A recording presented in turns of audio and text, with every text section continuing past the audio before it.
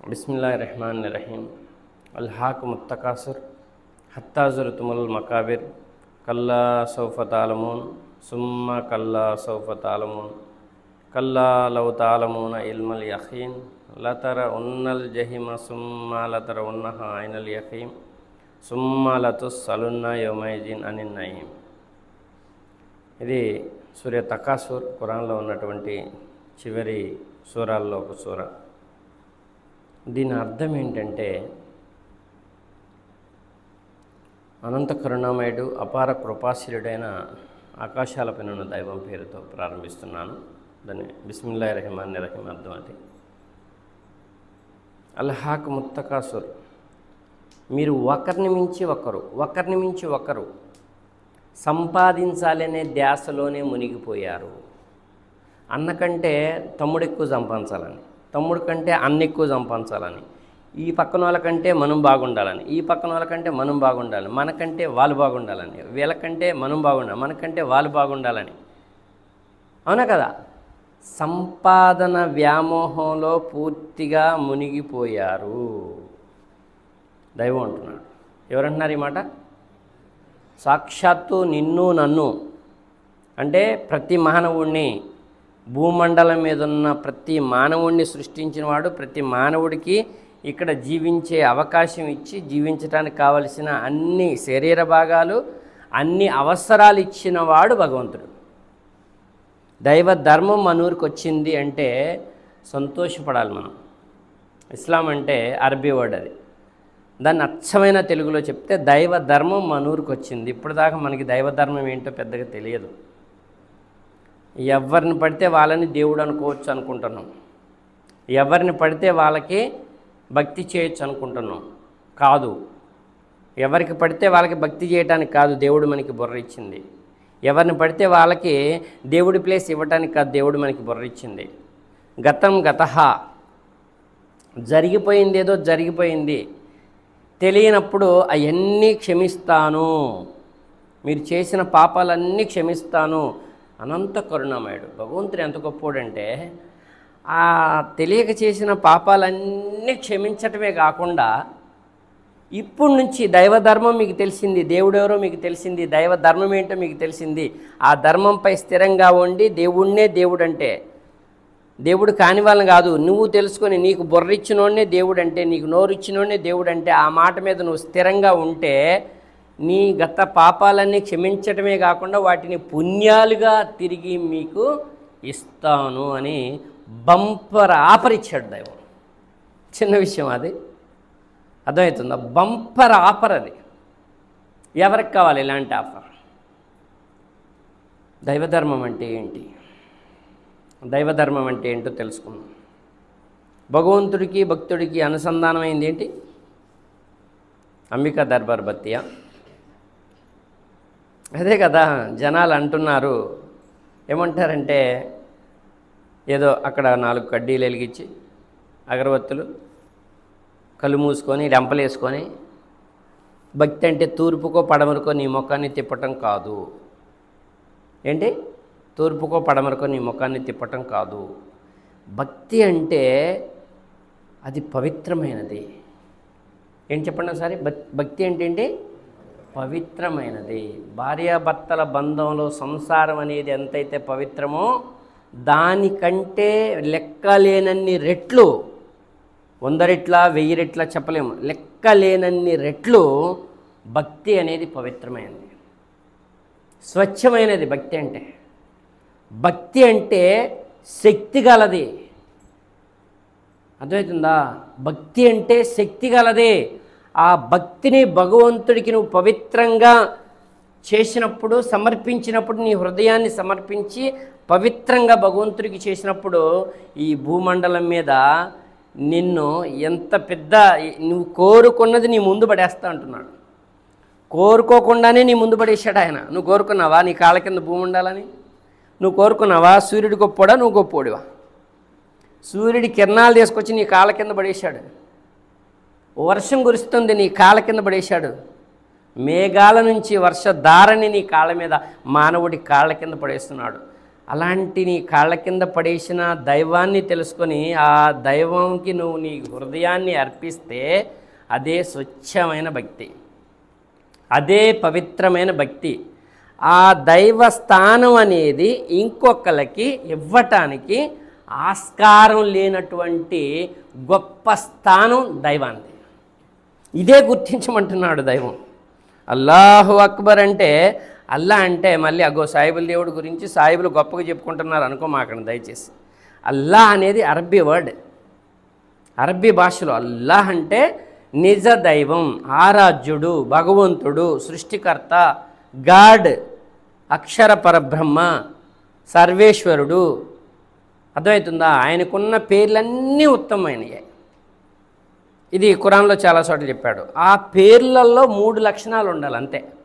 3 లక్షణాల్లో మొట్టమొదటి ఇప్పుడే చెప్పాడు మన అనస్ చెప్పాడు. పుట్టించేవాడు దేవుడా, పుట్టినోడు దేవుడా అని అడిగితే మీ హృదయం ఏం చెప్తుంది? పుట్టించేవాడే దేవుడు అని చెప్తుంది కదా. దేవుడికి 3 ఒకే ఒక్కడు, ఆ ఒక్కడికి 3 క్వాలిటీస్ ఉన్నాయి. ప్రతి గ్రంథంలో ఉన్నాయి, ప్రతి హృదయంలో ఉన్నాయి. ప్రతి యుగపురుషుడు ఇదే విషయాన్ని గుర్తు చేసి వెళ్ళాడు. దైవధర్మం అంటే ఏంటంటే భగవంతుడికి 3 లక్షణాలు ఉన్నాయి. ఆయన పుట్టిస్తాడు, పుట్టడు, ఆయన మరణాన్ని ఇస్తాడు, మరణించడు. నువ్వు మరణించినోని దేవుడు అంటున్నావు అంటే నువ్వు దేవుడి దారి మీద లేవు, దైవ ధర్మం మీద లేవు, దారి తప్పిపోయి ఉన్నావు. అర్థమవుతుందా? నువ్వు పుట్టినోని దేవుడు అంటున్నావు అంటే నువ్వు దైవధర్మం మీద లేవు, దైవధర్మం మీద నుంచి తొలగిపోయి ఉన్నావు. నువ్వు యుగ పురుషుల్ని దేవుడు అంటున్నావు అంటే ఇంతవరకు ఎవరైనా దేవుడిని చూసారా? మూడో క్వాలిటీ చూసారా? చూసేవాడిని నువ్వు దేవుడు అంటున్నావు అంటే నీకు దేవుడు ఎవరు అర్థం కాల, దైవధర్మం మీద నుంచి దారి తప్పిపోయి ఉన్నావు. ఇది అర్థం కావడానికే ఖురాన్లో చివరి దైవ గ్రంథం అన్నాడు దాన్ని. దానికంటే ముందు గ్రంథాలని నమ్మమని చెప్పాడు. వాటిలో సత్యం ఉంది, అది ధృవీకరించడానికి ఖురాన్ని పంపిస్తున్నాను, ఖురాన్ వచ్చిందని చెప్పాడు దైవం. ఈ విషయాలు చాలా ఉన్నాయి, దాని తర్వాత వివరించుకుందాం. దైవ ధర్మం, దేవుడంటే ఎవరు అంటే క్లుప్తంగా తల్లుల గర్భాల్లో మనుషుల్ని తయారు చేసేవాడు. మనుషులు తయారు చేసుకున్న ఎంత మాత్రం దేవుడితో సమానం కావు. వాళ్ళు యుగపురుషుల యొక్క ప్రతిమలై, యుగపురుషులు వచ్చి భూమి మీదకి వచ్చిపోయి పుణ్యకార్యాలు చేసి ఏదో దాన ధర్మాలు చేసి గొప్ప పేరు ప్రఖ్యాతులు సంపాదించుకొని మానవులకు ఎంతో కొంత సేవ చేసి దైవధర్మం మీద నడిచినటువంటి ఉత్తమ పురుషులు, యుగ పురుషులు, ఋషీశ్వరులు, ప్రవక్తలు వీళ్ళందరూ గొప్పోళ్ళు. మానవులకి ధర్మం చూపించిన వాళ్ళు, దైవదారి చూపించిన వాళ్ళు, దైవ ధర్మం చూపించిన వాళ్ళు. వాళ్ళని ప్రేమించాలి, వాళ్ళని అనుసరించాలి, క్లియర్గా ఉండాలి. అనుసరించాల్సింది వీళ్ళని దేవుడి విషయంలో. వాళ్ళు కూడా దేవుడు అక్కడ మేము దేవులమే, మాకు భక్తి చేయండి, మమ్మల్ని ఆరాధించండి అని చెప్పి భూమి మీదకి వచ్చిన ఏ యుగ పురుషుడైనా చెప్పాడా? ఏ ఋషీశ్వరుడైనా చెప్పాడా? ఏ ప్రవక్త అయినా చెప్పాడా? ఈసా అలైహిస్సలాం అంటాం, యేసుక్రీస్తు వారు కూడా నాకు మీకు దేవుడు అక్కడైనా పరలోకమందు ఉన్నాడు, ఆయన్ని ఆరాధించండి, నన్ను అనుసరించండి అని చెప్పాడు తప్ప నేనే దేవుణ్ణి, నన్ను ఆరాధించండి అని చెప్పి ఎక్కడా కూడా చెప్పలేదు. నేను మీ కోరికలు తీర్చుతాను, నన్ను ఆరాధించండి అని చెప్పి ఈసా అలైహిస్సలాం యేసుక్రీస్తు వారు ఎక్కడని చెప్పారంటే ఎక్కడా చెప్పలేదు. ఖురాన్ మొత్తం మీద, బైబిల్ మొత్తం మీద కూడా మనం బైబిల్ గ్రంథాన్ని కూడా నమ్మాలి, పూర్వ గ్రంథంగా నమ్మాలి. అది ఇంజిల్ అని పేరుతో ఉంది, స్టార్టింగ్ మార్పులు చేర్పులకి గురైంది. సరే పేరు మారిన దాంట్లో ఏదైతే దైవం యొక్క క్వాలిటీస్ ఉన్నాయో అది అప్పుడు ఖురాన్కి సమాంతర విషయమే అయిపోయింది, సమాంతర గ్రంథమే అయిపోయింది ఖురాన్కి, దైవాన్ని పరిచయం చేసే విషయం. సరే దైవధర్మం అంటే ఏంటంటే క్లుప్తంగా 7 విషయాలు ఉన్నాయి. ఏంటి ఆ 7 విషయాలు చెప్పి ఈ నాకు వచ్చే వారం మీరు కంఠస్థం చేసి చెప్పుకో, రాసుకుంటే రాసుకోండి, లేదా తర్వాత నేను వాయిస్ రికార్డర్ పెడతాను, అందరు రాసుకొని చెప్పాలి. ఈ విశ్వాసి అంటారు ఈ 7 విషయాల మీద నమ్మకం ఉంచితే. ఫస్ట్ ముస్లిం, ఎట్లా ముస్లిం అయ్యాం మనం, అవునా కదా? ముస్లిం అంటే నిజ దైవానికి నిజమైన భక్తుడే ముస్లిం. అర్థమవుతుందా? సాయిబుల ఇంట్లో పుడితే ముస్లిం కాడు, పేరుకి ముస్లిం అవుతాడు. ఏది ఇక్కడ ఆధార్ కార్డులో, రేషన్ కార్డులో, గవర్నమెంట్ ఇచ్చే పథకాలకి రేషన్ బియ్యం తీసుకోవడానికి ముస్లిం అవుతాడు, కానీ దైవం దృష్టిలో ముస్లిం కాడు. దైవం దృష్టిలో ముస్లిం కావాలంటే 5 విధులు ఉన్నాయి. 5 విధులు అంటే కల్మా చదవాలి, అంటే లా ఇలాహ ఇల్లల్లాహ్ ముహమ్మద్ రసూలుల్లాహ్ సల్లల్లాహు అలైహి వసల్లం కల్మా చదవాలి, దాని మీద స్థిరంగా ఉండాలి. కల్మా చదవటం ఏంటి? కల్మా అంటే ఆరాధనకి అర్హుడు, ఆకాశాలని భూమిని మనందరినీ పుట్టించిన దైవం ఒకే ఒక్కడని నేను నమ్ముతున్నాను, ఈ విషయం ముహమ్మద్ సల్లల్లాహు అలైహి వసల్లం వారి ద్వారా నాకు తెలిసింది, కాబట్టి ఆయన ప్రవక్తగా నమ్ముతున్నాను, దైవాన్ని ఒక్కడిగా నమ్ముతున్నాను, ఆయనకే నేను ఆరాధన చేస్తాను, దైవాన్ని దైవంగా నమ్ముతున్నాను. రెండో పాయింట్ ఏంటంటే నమాజ్ అంటే ఆరాధన. దైవానికి తప్ప ఇంకొకరికి నేను ఆరాధన చేయను, దైవానికే ఆరాధన చేస్తాను. 5 సార్లు చేయాలి. దాంట్లో స్టార్టింగ్లో 5 సార్లు మనకి ఒకేసారి రాకపోయినా కొద్దిగా ఉదయం సాయంత్రం అలవాటు అయితే తర్వాత మధ్యాహ్నం తర్వాత 5 సార్లకు వచ్చేస్తాం. రెండోది ఆరాధన. 3 పోయినసారి చెప్పుకున్నాం. ఈ 5 ఉన్నాయి. ఇప్పుడు 7 విషయాలు విశ్వాసి మూమిన్ అంటారు. మూమిన్ అంటే విశ్వాసి. విశ్వాసి లక్షణాలు 7 నీలో కరెక్ట్గా ఉన్నాయంటే నీ కోరికలు తీరటానికి, నీ బాధలు తొలగటానికి, నీ యొక్క ఏదైతే జీవిత మార్గంలో వెలుగైన దారిలో నువ్వు గొప్పగా ప్రయాణిస్తున్నావని అర్థం. నిజ దైవ ధర్మంలో గొప్పగా ప్రయాణిస్తున్నావని అర్థం. 7 తెలుసుకోవాలి వద్దాం మనం. ఆమంతు బిల్లాహి అంటాడు. అంటే ఇది ఎక్కడుంది అంటే 2వ అధ్యాయంలో 285 వచనంలో ఉంది. గుర్తుపెట్టుకోండి, తర్వాత చదువుకోవచ్చు. దైవాన్ని ఒక్కడిగా నమ్మాలి. ఫస్ట్ విషయం ఏంటి? విశ్వాసి లక్షణాలు 7 నమ్మాల్సిందే. దైవాన్ని ఒక్కడిగా నమ్మాలి. నమ్మకపోతే అతను విశ్వాసి కాదు, ముస్లిం కాదు. 2 దైవదూతలు ఉన్నారని నమ్మాలి. చాలామంది దైవదూతలు ఉన్నారు. మేఘాలని నడిపించే దూత ఉంది, ప్రాణాలు తీసే దూత ఉంది, ఇస్రాఫీల్. మరి దైవ ప్రవక్తలందరికీ సందేశం తీసుకొచ్చింది ఆ యొక్క జిబ్రీల్ అమీన్ దైవదూత ఉంది, దైవదూతల నాయకుడు. అది అర్థమవుతుందా? అలాగే ప్రాణాలు తీసే దైవదూత. ఇలాగ మొత్తం మనకి కుడివైపు ఒక దూత ఉంటుంది. కాతిబీన్ కిరామన్ అనే దైవదూతలు ఉన్నారు. మరణం సమయంలో మళ్ళీ ఒక దూత వస్తుంది. తల్లి గర్భంలో ప్రాణం తీసుకొచ్చే దూత ఒకటి ఉంటుంది.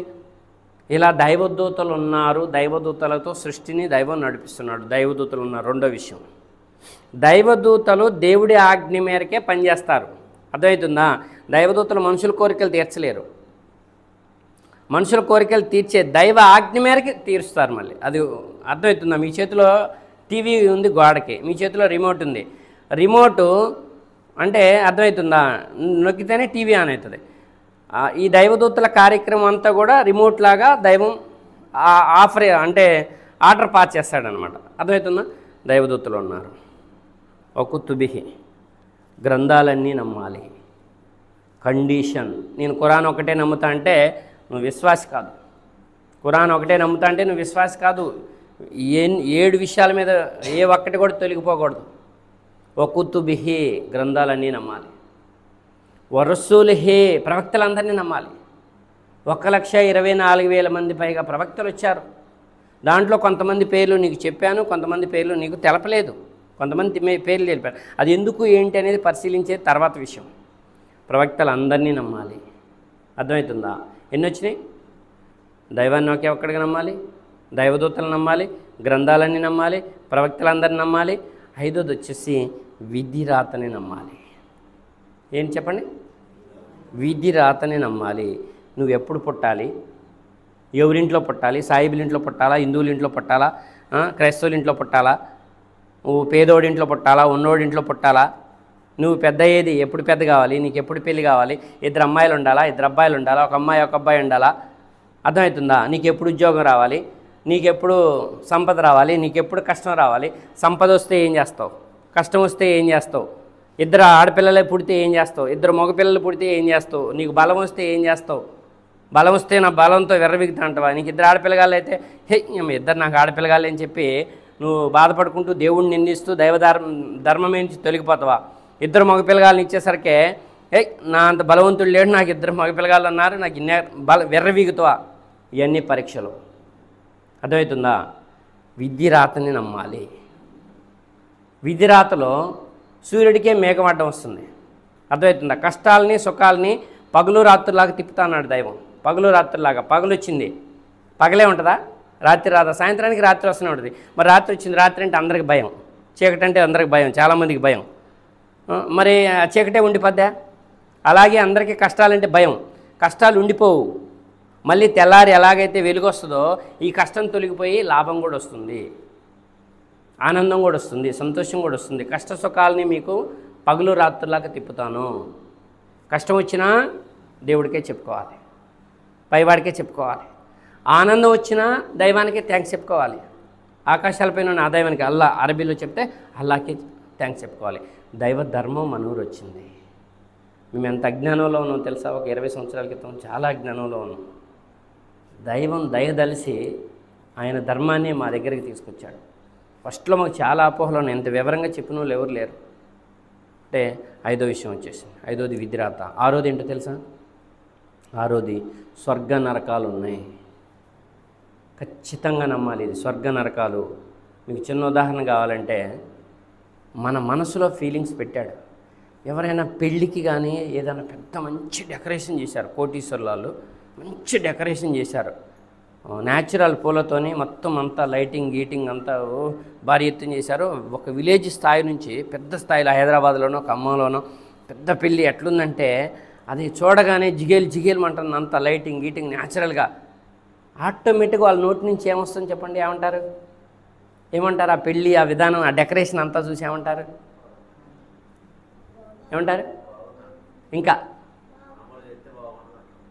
ఇంకా స్వర్గాన్ని తలపించే విధంగా చేశాడంటారా?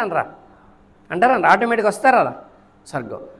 ఆటోమేటిక్గా మన హృదయంలో, మన మైండ్లో ఉంది ఒక అందమైన డెకరేషన్. అంటే స్వర్గం అందంగా అలంకరించబడింది.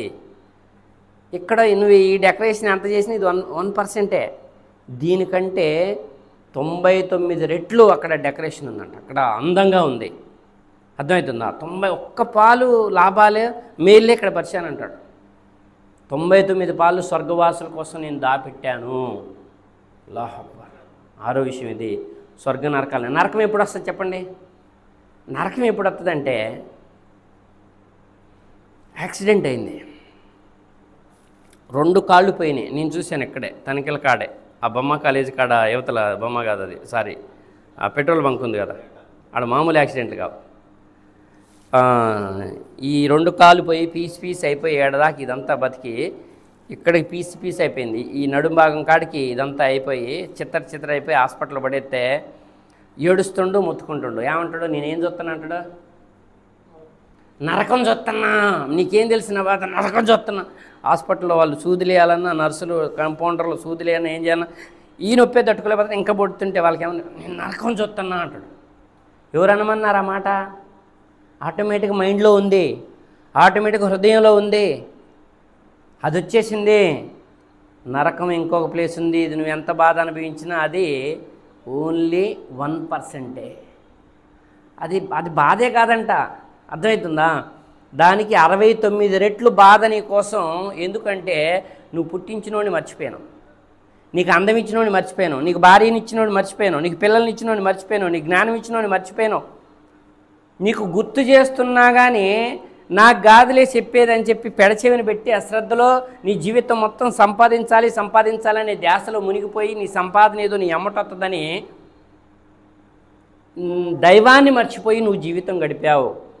ఇదే ధ్యాసలో నువ్వు మరణం ఒడిలోకి చేరుకుంటే ఖచ్చితంగా నరకాన్ని చూసి తీరతావు అన్నాడు తకాసుర్ సూరాలో. ఖచ్చితంగా నరకాన్ని చూసి తీరతావు. సంపద కావాలి నీకు, దైవాన్ని మర్చిపోయే అంత సంపద నీకు అక్కర్లేదు. రూపాయి బిళ్ళ ఎమ్మట రాదు, ఆయన ఇచ్చింది సంపద. అర్థమవుతుందా? కాబట్టి 7వది తీర్పు దినం. తీర్పు దినం ప్రతి ఒక్క మానవుడు, నిన్ననే చదివాను సూరా ఐడియల్ ఖురాన్లో ఉంది, ప్రారంభ మానవుడి కాడ నుంచి చివరి మానవుడి దాకా దైవం ముందు తీర్పు దినం రోజు సమాధానం చెప్పి తీరాల్సిందే. నువ్వు చేసిన కర్మలు, పాపాలు, పుణ్యాలు అన్నింటికీ ఇదేమి గ్రంథం, ప్రతి మనిషికి ఒక గ్రంథం రాసి పెట్టాడట. పొద్దున మనం నిద్ర లేవగానే దైవదూత మన పక్కన ఉంటుంది. ఈ కాదిబిన్ కిరామన్ 2 ఉంటాయి దైవదూతలో. కుడివైపు దైవదూత నువ్వు పుణ్యకార్యాలు చేస్తే కుడివైపు దైవదూత రాస్తుంది, పాపకార్యాలు చేస్తే చెడ్డ పనులు చెడు వ్యవహారాలు చేస్తే ఎడమైపున దైవదూత రాస్తుంది. ఖురాన్లో 2 చోట్ల ఉంది, 6వ సూరాలో ఉంది, తర్వాత 2 చోట్ల ఈ ప్రస్తావన ఉంది. నిద్ర లేచిన దగ్గర నుంచి పాపము పుణ్యము చిన్న రవ్వంత పాపకార్యం చేసిన, ఇడ్లీ రవ్వ ఉంటుంది రవ్వంత పాపకార్యం చేసిన వాళ్ళు రాస్తారట, రవ్వంత పుణ్యకార్యం చేసిన వాళ్ళు రాస్తారట. దైవదూతలు రాసి ఎప్పుడు తీసుకుపోతారు తెలుసా దేవుడి దగ్గరికి? ఇప్పుడు చచ్చిపోయాక అనుకుంటున్నారే? కాదు, నిద్రపోగానే సాయంత్రం అయిద్దిగా స్నానం చేసి వేడి వేడి నీళ్ళు స్నానం చేసి వేడి వేడి అన్నం తిని పడుకుంటావుగా, పడుకొని నిద్రపోయినోడు పాపం చేయలేడు, పుణ్యం చేయలేడు, మేలుకో కూడా ఉండదు. అవునా కదా? నిద్రపోతారు. నిద్ర అనేది చెల్లెలట, సావు అనేది అన్నయ్య. రోజుకు ఒకసారి మిమ్మల్ని నేను చంపి లేపుతున్నా అంటాడు దేవుడు. ఈ విషయం తెలుసా మీకు? ఇప్పుడు పెద్ద వంటకం చేశారు. పెద్ద వంటకం చేసినప్పుడు ఆ వంటకంలో నుంచి టేస్ట్ బాగుందా, ఉప్పు సరిపోయింది చూడని అంటారే, అన్నీ చేస్తామే. పెద్ద వంటకానికి టేస్ట్ ఎలాగో పెద్ద మరణానికి ముందు, పెద్ద మరణం అంటే చచ్చిపోవటం, ఎండ నుంచి తీసుకుపోతారు, ఊరు బయటికి తీసుకుపోతారు, ఆ కబరస్థానంలో ఆ శ్మశాన వాటికలో ఆ నుంచి దేవుడి కాడికి వెళ్ళిపోతాం మనం. ముందేమో ఆత్మ బాధ్ది, తర్వాత ఏమో శరీరం బాధ్ది. ముందు ఆత్మ ప్రాణం వచ్చి దైవదూతలు తీసుకుపోతారు. అప్పుడు ఊళ్ళోనే ఉంటాం. అప్పుడు దైవదూతలు వచ్చి ప్రాణం తీసుకుపోయేటప్పుడు ఇంట్లో వాళ్ళు కూడా చూడరంట దైవదూతల్ని. అప్పుడు దైవదూతలు ఊళ్ళో వచ్చి మనిషిలో ఉన్న ప్రాణాన్ని తీసుకుపోయినంత వరకు మనం ఊళ్ళోనే ఉంటాం. ఎప్పుడైతే దైవదూతలు వచ్చి మన ప్రాణాన్ని తీసుకుపోయారో మూట కట్టుకొని తీసుకుపోతారు స్వర్గానికో నరకానికో, అది చచ్చిపోయేడికి తెలుస్తుంది, వచ్చిన దైవదూతలకు తెలుస్తుంది, మనకి తెలియదు. ఇక ప్రాణం పోయింది, ఊళ్ళో ఉంచుతారే, ఊళ్ళో ఉన్నారు ప్రాణం పోయినోని. ఆ నుంచి స్నానం చేపించి బంధువులందరిని పిలిచి తీసుకొచ్చి, హిందూ అయినా క్రైస్తవుడైనా ముస్లిం అయినా అవి పేర్లు పెట్టుకున్నాం అంతే. శ్మశాన వాటికని, వైకుంఠధామం అని, కబరస్థాన్ అని పేర్లు పెట్టుకున్నాం. భాషలే మార్పు. అందరూ వచ్చేది ఊరు బయటికే. అక్కడ ఊరు బయటికి తీసుకొస్తారు. అర్థమవుతుందా?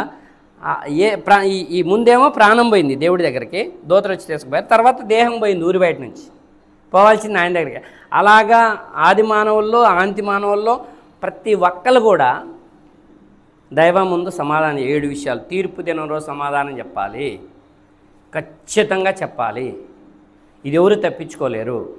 అలాగే పాపం లేరు, పుణ్యం చేయలేరు కదా. నిద్రపోయినప్పుడు నిద్రపోగానే దైవదూతలు వెళ్ళి దేవుడి సమక్షానికి అక్కడ ఆయన 2 కార్యాలు పెట్టాడు. అన్నీ ఆయన సమక్షంలో ఉంటాయి. సిజ్జీన్, ఇల్లియాన్ అనే కార్యాలు ఉంటాయి. పుణ్యాత్ముల కార్యాలయం, పాపాత్ముల కార్యాలయం. ఈ దూతలు ఇడిపోయి ఇచ్చొస్తాయి, ఈ దూతలు ఇడిపోయి ఇచ్చొస్తాయి. అర్థమవుతుందా? వెంటనే వచ్చేస్తాయి మళ్ళీ. అవి వాటికి ఎక్కువసేపు పట్టదు. ఆకాశాల మీదకి పోయి ఇచ్చిరావటం ఎక్కువసేపు పట్టదు. నువ్వు నిద్రపోతావు, టక్కన అయిపోయి ఇచ్చొస్తాయి. అంటే మళ్ళీ నువ్వు మేలుకు వచ్చేసరికనే నీ పక్కనే రెడీగా ఉంటాయి. ప్రతిరోజు నీ కర్మల లెక్క దైవ సమక్షానికి వెళ్తుంది. నిన్ను పుట్టించినోడు ఈ సమక్షానికి వెళ్తుంది. ఓ మానవుడా అన్నాడు. ఓ సాయిబులారా, ఓ హిందువులారా, ఓ క్రైస్తవులారా అంటారు. ఓ మానవుడా, నీ కర్మల లెక్క రోజు నా సమక్షానికి వస్తుంది. కాబట్టి మంచి పనులు చేయండి, దైవానికి భయపడండి, దైవాన్ని ఆరాధించండి, మంచి పనులు చేయండి. భూలోకంలో సిరి సంపదలు ఆయన ఇస్తాడు, ఆయురారోగ్యాలు ఆయన ఇస్తాడు. మన తుమ్మలపల్లి గ్రామస్తులందరి తరపున దైవాన్ని వేడుకుంటున్నాను. అందరికీ మంచి జ్ఞానాన్ని ప్రసాదించమని. అహంకారం లేని జ్ఞానం. నేనే తెలియగలను అనకూడదు. తెలివి అనేది అల్లతల, అంటే దైవం మనకిచ్చిన భిక్ష, వరం, అనుగ్రహం, అదృష్టం. అన కదా.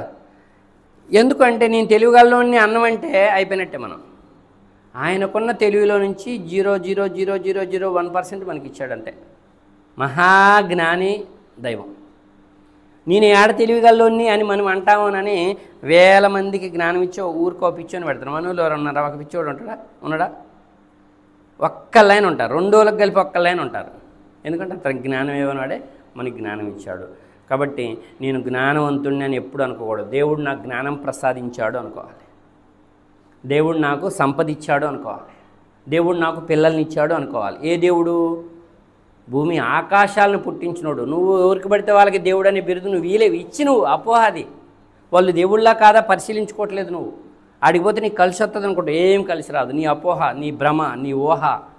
నువ్వు ఆడికి పోయినా కలిసి రాదు. నీ కంటి నరం కాడ నుంచి, కంట నరం కాడ నుంచి, ఒంటి నరం కాడ నుంచి దైవశక్తి నిన్ను ఆవరించి నిన్ను నడిపిస్తుంది. ఆ దైవమే. అందరికీ ఆయనే ఆకాశాలపైన ఉన్నాడు. కాబట్టి మంచి జ్ఞానాన్ని ప్రసాదించమని, మంచి ఐశ్వర్యాన్ని, ఆరోగ్యాలను ప్రసాదించమని. తుమ్మలపల్లి గ్రామానికి దైవ ధర్మం వచ్చింది. అదృష్టం, అనుగ్రహం, తెలియక చేసినటువంటి పాపాలు అన్నీ కూడా క్షమించి అందరం దైవధర్మం మీద నడిచి అదృష్టాన్ని ప్రసాదించమని. అందరినీ యుగపురుషుల్ని, ప్రతి సంప్రదాయాన్ని గౌరవించే అందరి సంప్రదాయాలను గౌరవించాలి. ఆ సంప్రదాయంలో ఏముండకూడదంటే దేవుడికి కోపం వచ్చే పనులు ఒకటి ఉండకూడదు అంతే. మిగతా ఆచార సంప్రదాయాలు ఎవరికి ఉండే ఆచార వ్యవహారాలు వాళ్ళకుంటాయి, ఎవరికి ఉండే సంప్రదాయాలు వాళ్ళకుంటాయి. ఆ సంప్రదాయాల్లో ఆ ఆచార వ్యవహారాల్లో దైవానికి కోపం వచ్చే పనులు తొలగించుకొని వెనకటి నుంచి వస్తున్న ఆచార వ్యవహారాలని ఉన్నతంగా ఉత్తమంగా వాటిని మలుసుకొని జీవితాన్ని సార్థకం చేసుకునేటటువంటి అదృష్టాన్ని ప్రసాదించమని ఆ దైవంతో దువా చేస్తున్నాను. అలాగే పిల్లలు పెరిగి పెద్దవారై ఉన్నత స్థాయిలో ఉద్యోగాల్లో స్థిరపడాలని, వ్యాపారాల్లో స్థిరపడాలని, జ్ఞానవంతులు కావాలని, తల్లిదండ్రులకి సేవ చేసుకునే అదృష్టాన్ని వారికి అందరికీ ప్రసాదించమని, కన్న తల్లిని ఉన్న ఊరిని ఎప్పుడు కూడా మర్చిపోకూడదు. మర్చిపోవచ్చా? ఏ స్థాయిలో ఉన్నా మర్చిపోకూడదు. వారందరూ కూడా ఎంత పెద్ద స్థాయిలోకి వెళ్ళినా తుమ్మలపల్లి గ్రామ అభివృద్ధి కోసం పాటుపడాలని, సహాయ సహకారాలు అందించాలని, తల్లిదండ్రులకి మంచిగా సేవ చేసుకునే అదృష్టాన్ని అనుగ్రహాన్ని ప్రసాదించాలని అలాతో దువా చేస్తున్నాను. అలాగే మీరందరూ ఎవరైతే హాజరయ్యారో మనందరికీ ఇంకా ఎక్కువ జ్ఞానం, ఇతరులకి జ్ఞానం పంచేటటువంటి అదృష్టాన్ని అనుగ్రహాన్ని ప్రసాదించమని దైవంతో వేడుకుంటున్నాను, దువా చేస్తున్నాను. ఆమీన్. వాకిద్ అల్హమ్దులిల్లాహి రబ్బిల్ ఆలమీన్. అస్సలాము అలైకుం వరహ్మతుల్లాహి వబరకాతుహు.